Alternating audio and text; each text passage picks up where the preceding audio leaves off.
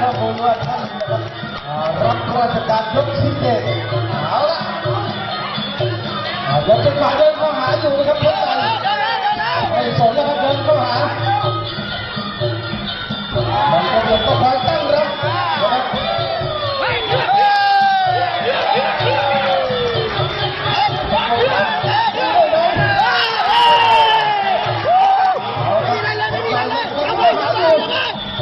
ม่มีไรเอาประกบกันเล็กทีได้ไหมไปแค่แล้วนะ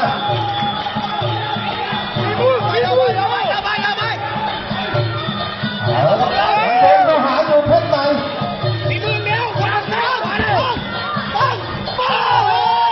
ถอยแล้วหกล้มจริงๆเลยเพชรใหม่แต่แทงซ้ายเตะซ้ายดู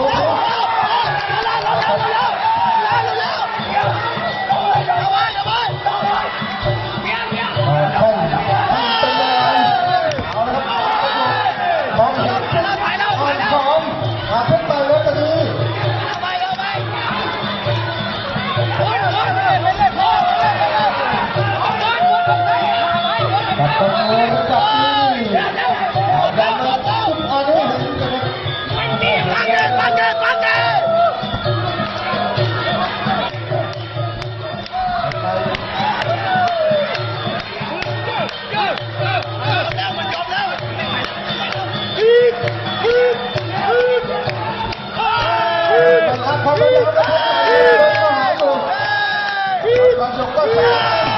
เอาด้วยแข้งซ้ายขวา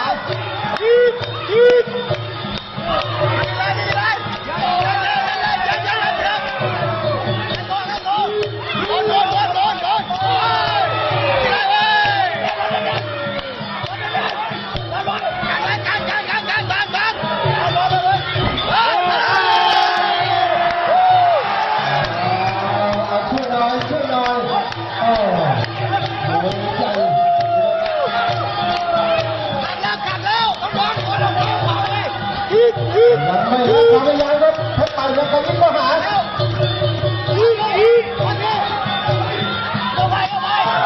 แต่เด็กก็อาศัยนะครับหาจังหวะตั้งรับแล้วรอสวนจัดเอาไว้ยังไงซ้ายขวาเอายันไม่เข้าเป้าดีๆหมดไปทางเดินเข้าหา